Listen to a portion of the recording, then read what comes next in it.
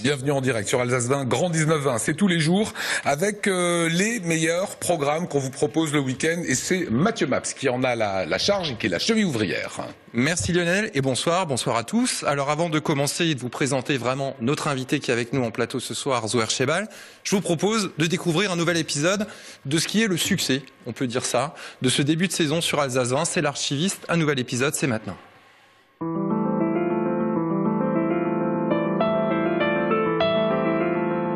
Après les bombardements alliés, la 2e division blindée du général Leclerc libère enfin Strasbourg de l'occupant allemand. La flèche de votre cathédrale est demeurée notre obsession, déclare-t-il. Nous avions juré d'y arborer de nouveau les couleurs nationales. C'est chose faite. Dans Strasbourg libéré, 2 enfants jouent sur une mitrailleuse abandonnée par les Allemands. Ces derniers maintenant prisonniers des Blés-les-Gravats, un peu plus loin. C'était en novembre 1944, place Kléber à Strasbourg.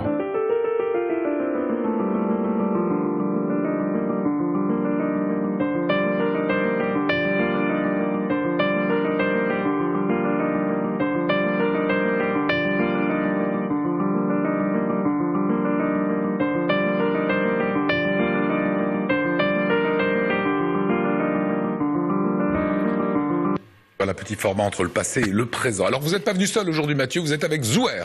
Oui, je suis avec le réalisateur Zouher Chebal, bonsoir Zouher, qui est venu nous parler du film qu'on diffuse ce week-end qui s'appelle Au Temple et les Cultures, qui parle du Temple Saint-Étienne de Mulhouse. Alors Zouher, pourquoi vous êtes-vous intéressé à ce lieu? Alors à la base, c'est parce que je suis mulhousien, même si je vis depuis un certain nombre d'années à Strasbourg. Et pour être complètement honnête, c'est pas mon idée, c'est l'idée de mon producteur avec qui je travaille depuis des années, car je fais des documentaires pour la télévision. Et donc, il m'a demandé si je connaissais ce lieu, et j'ai dit oui, mais comme un lieu de culte, c'est pas un lieu culturel. Il m'a demandé d'aller jeter un coup d'œil un soir à un concert. J'y suis allé et j'ai trouvé cet endroit extraordinaire, donc j'ai décidé de faire un film sur ce temple.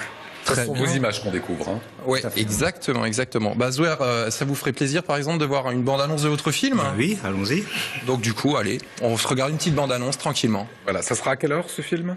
C'est dit dans la bande-annonce, mais je peux le répéter si vous voulez. C'est le samedi à 11h, 16h et 20h et dimanche à midi et 22h. C'est parti. Le temple Saint-Étienne de Mulhouse est devenu l'un des endroits emblématiques de la vie culturelle de la cité haut-rhinoise. De nombreux artistes locaux ou internationaux viennent exposer, jouer ou performer dans ces murs, à la grande surprise parfois des croyants. La personne qui rentre dans le temple, qui va rencontrer une proposition artistique ou culturelle ou spirituelle, puisse se faire son propre avis, avoir tous les éléments pour exercer sa responsabilité.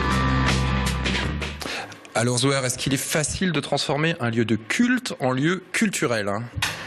Alors, on pourrait croire que non, mais moi j'étais assez étonné au début, mais Roland Kaufmann, qui est le pasteur du temple, m'expliquait que chez les protestants, un temple n'est pas sacralisé, ce qui fait qu'on peut très facilement transformer un lieu de culte en lieu culturel. Donc ça leur pose aucun problème. Qu'est-ce que vous retirez de cette expérience alors particulière? Ah ouais, non, mais c'est vrai que moi je connaissais pas effectivement, même je passais devant, donc je pensais que c'était un temple où les gens allaient prier, et donc quand j'ai découvert tout ça, je me suis dit mais honnêtement ils sont quand même très cool ces protestants. Et j'ai appris par la suite que c'était quelque chose que Roland revendiquait. C'était pas forcément quelque chose. Enfin, tout ça n'était pas fait pour faire du prosélytisme, mais pour effectivement montrer que le culte, que la religion pouvait complètement s'intégrer dans la société d'aujourd'hui et attirer des gens qui ne sont pas forcément des religieux fanatiques. Rallye de France, ça sera toute la semaine.